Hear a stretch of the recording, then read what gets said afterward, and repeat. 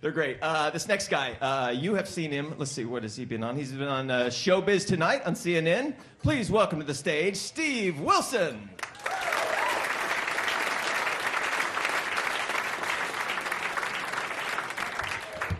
What's happening, Hermosa Beach? How y'all doing? All right, I'm just gonna get straight to it. I just did a show in a town called Plantation, Florida. You cannot make this up. Plantation, Florida. In Plantation, Florida, they have a plantation museum where you can go there and learn about slavery. For $5, you can actually go in the back and pick cotton like the slaves. White lady came over to me and was like, would you like to pick some cotton? I said, who in the hell are you talking to? Like, oh, you asked everybody? I'm sorry, I didn't see you ask everybody. My apology. You can't just come up to somebody black talking about picking cotton and don't think there's gonna be a misunderstanding. You understand? Then they had a tour guide. She had a whole bunch of facts about slavery. Once again, I'm the only black person there, so every time she give a fact, everybody turn around and look at me, see if it's true, you know. You know, like I know. I don't know about no slavery. I date white women. I don't know what you're talking about.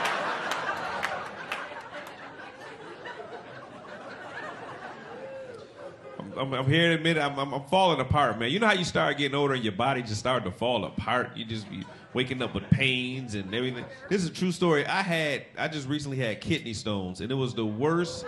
It is the worst pain in the world. I don't wish it on anybody. For those of you that don't know, it's worse than childbirth. Let me tell you, see, every time I say that, there's always a woman somewhere like, let me tell you something. A rock came out my penis. I win. I don't care what you say. I didn't take it home and try and name it and tell people it looked like me.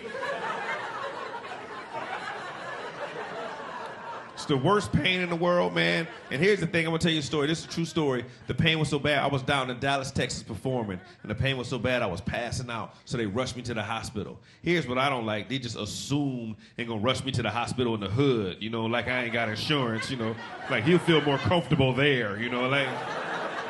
I don't feel comfortable when a doctor pants sagging, he got gold teeth, his rap music playing in the back, and he came over to the bed like, you all right? I was like, hell no. You need to put me in the ambulance and take me where y'all take white folk. I don't feel safe. I need to see Dr. McDreamy and the chief and the little Asian chick. Where's Dr. House? That's what I need to see, you know? And now because I watch the TV show House, I don't trust hospitals. Really, you find out that they practice medicine. It's not an exact science. You ever watch House? Somebody be something wrong with somebody's elbow. He be like, cut his penis off. You know that? And then that works, you know, I'm like. And plus, I don't trust a doctor that can cure cancer but can't fix his own damn leg. He always in there every week. I'll be on the table like, tell him to fix his shit first. That's all I'm saying, man. Kidney stones is bad. They put me on this stuff called hydrocodone to take away the pain. What they don't tell you about hydrocodone is one of the most powerful medications. What they don't tell you is that it'll bind you up, you know. So now I'm constipated for 6 days. I don't have kidney stones, but now I'm constipated for 6 days. You know, and so they gave me this stuff. They said, we're going to give you some stuff, man, and it's going to clear you out, you know. And I ain't believe because I watch House, you know, and I tried it. And I'm, you know, because when he said, listen, when you use this, just don't leave your apartment. You know, I ain't believe him. I'm sitting on the couch watching Monday Night Football. My ass was like, now! I was like, oh. I swear it sneezed on my couch. I was like, oh, man. Who gonna get that up? I'm gonna have to go to Home Depot and hire some Mexicans or something to get that. Hey, y'all knew I was a racist from the first joke. Let it go.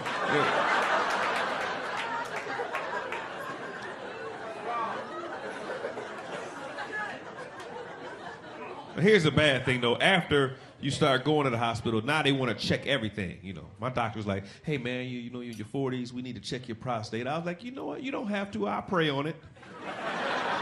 You ain't got to go in there. That's between me and Jesus. You know, and I talked to my mother. She said, son, you got to let him check your prostate. You in your 40s and they got a check. And I was like, all right, here's what I don't like is after you give them your permission, they ain't sensitive to your needs no more, you know?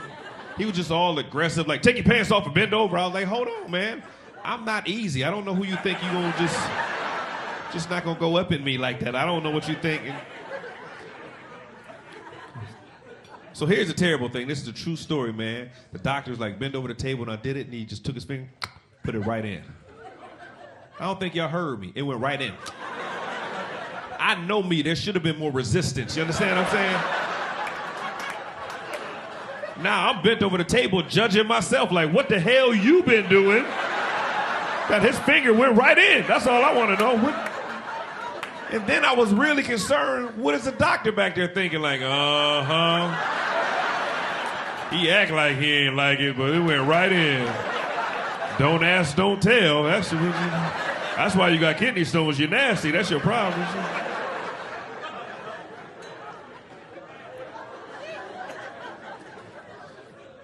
Then the doctor told me I got this thing called sleep apnea. Because I ain't been sleeping good. I mean, I'm telling you, I'm falling apart. He's just sleeping. For those that don't know what sleep apnea is where you just wake up dead. Really, you snore so hard that your lungs and throat get together and say, let's kill him. This is a true story. I woke up at 3 in the morning, I couldn't breathe, and I was like, and I was trying my best, I just couldn't breathe. Like, here's how messed up comedians' minds are. I was more concerned, not that I wasn't breathing, but that I was in my underwear and I wasn't working out. And that what if the paramedics come in here and see how I'm looking all built all stupid and the air conditioner was on, I had shrinkage. I don't want them to think that my penis was that size. Now, I done messed up 400 years of a myth. I don't need that pressure. I need to wake up for my people. You understand what I'm saying? Now I sleep with the heat on, so my penis can be its real size. I actually lay in the bed and point at it while I'm asleep. Like.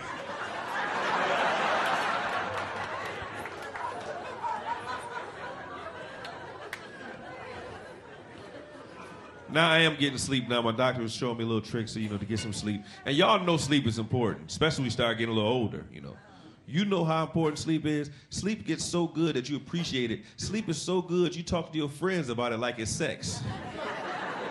Your friends will be like, what you do last night? You be like, man, I got some sleep last night. Man, I tore that bed up. I slept in every position. I slept so good, my bed called me at work today and asked me to come home and take a nap. That's all I'm saying.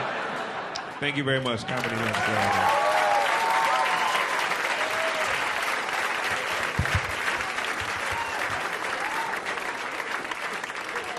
This next young man coming to the stage is very, very funny. He told me he's from Vancouver, Canada, BC. I don't know why he would say that's it. Ritch Scheidner. Give it up for Ritch Scheidner. Thank you. I'm looking around, see if anybody has any Ed Hardy shirts on. That's what I was thinking. Because I think the guys that wear Ed Hardys now are like sons of guys who wore members-only jackets in the 80s. It's just, all right, that's a keep. Take that. Oh yeah, I'm also at the age when somebody says, did you hear about, it's not going to be good. Like one of our friends said, hey, did you hear about Larry? What, is he dead? How'd you know? Just figured. I didn't figure you say, he made the Olympics. Not going to happen. But I did think, I love watching other comics, I love working through it, but I did think, and I love when Robert's up here talking about the guy with the, how does he become a star as a crab fisherman, right? And I'm like, because there are people dying out there. That's what I was thinking. If you had a reality show where stand-ups were dying, you'd watch it. Like every once in a while, a guy just stood up and you go, kill a comedian. You go, hey, I'm coming back next week for this, It's not just heckling. The guy shot the guy right on stage. They dragged him off. They brought another comic out. This is a good show. I think in the suicide thing, I love the ones that are creative. Like this guy, he took a power drill and a 3/4 inch bit. Could have been 3/16, I don't know, but. And he actually drilled through it. I mean, how long do you think you'd go before he went, nah, this is not the way? No. I think the boss has got it right. I got an attitude problem. I'm just going to... And it's even worse if he's got it on reverse when he first tries it. I'm not getting anything here, man. Yeah. I smell something burning, but I'm not getting anything. Well, it's Rich. It's always good seeing you, buddy. You too, man. I was hoping we'd get out on a big laugh, but it's really getting late. It's not that important, really. I like to leave unnoticed. Come up unnoticed, kind of slide off. Hey, where'd that guy go? What happened there? They have to want more. You have to leave him wanting more. Leaving wanting something. There's a lot more of Ritch Scheider next time you come. Thanks a lot. Ritch My Scheider. pleasure, man. My pleasure.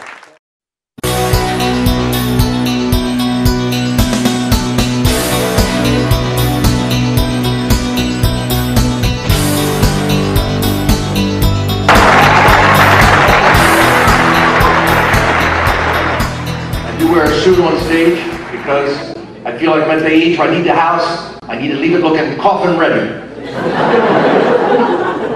My mental patient haircut's all ready to go. That's it. I'm a bad dresser, I'm a dad. Dads don't become bad dressers overnight, it's a gradual process. Because as soon as the first child is born, dad's clothing goes to the bottom of the family budget. That's you can tell when a guy's kids are born. You see a man walking down the street wearing a leisure suit, his first child was born in 1977. These relationships. Anybody else married here? Married? Huh? Yeah? Married people? Single people? Single people go out. Married people get out. You know, these arguments. Sometimes the arguments come out of nowhere. You ever been waking up in the middle of the night with the other person? Wake up, wake up. I had a nightmare about you. You were driving in the desert and you just left me there. Go back to sleep. I'll come pick you up. As soon as I finish fighting the monster in my dream, I'll get a spaceship. Want a spaceship? I'll get a spaceship. I think that's why guys can't go shop together. We're too competitive with each other. It'd be a financial disaster. A guy would come home completely pissed off. What's the matter? Can you have a good time shopping with Ed and Larry? Ed bought a fishing pole. Larry bought a boat so I had to buy a marina. Go ahead and laugh. You got to quit your job on the bait shop now. They're arguing about the kids. Yeah, you guys go through the experience of watching a woman give birth to a child, you gain a whole new level of respect for women. I'm convinced after watching my wife give birth to our 3 kids, it's up to men to have babies, there'd be 8 people on the planet today. I mean, I love them more than anything, but if nobody could possibly tell you how much kids will change your life. I mean, if anybody came up to me a long time ago and said, something's going to come into your life to prevent you from sleeping for more than 2 hours at a time. Well, constantly creating industrial waste you must clean up. And will stop you and your wife having sex for months. My first thought would have been, this thing must stop. We will hunt it down together, my friend. It doesn't matter, they all turn on you. It doesn't matter if they're girls or boys, they turn on you, okay? We just busted our second daughter smoking pot. Wasn't too tough. She came in the house with a smile on her face. I hadn't seen one of those in about a year and a half. The wife was like, well, you got to talk to her about pot because you know more about pot than I do. Well, I knew about drugs. I mean, I had a little 20-year research project. Started off a little drug experiment and then it turned into something else. But I hadn't done drugs or drinking for a long time, so I knew nothing really about the new pot. I mean, because this pot has changed. Even pot's changed. I mean, the pot we smoked back in the 70s and 80s, this stuff was weak, man. You had to smoke like a football field to get a buzz. This stuff we're smoking now, they germinate the seeds in a space shuttle, they grow up in hydroponic bunkers 3,000 feet underground. One hit of this stuff and your family can't do math for 5 generations.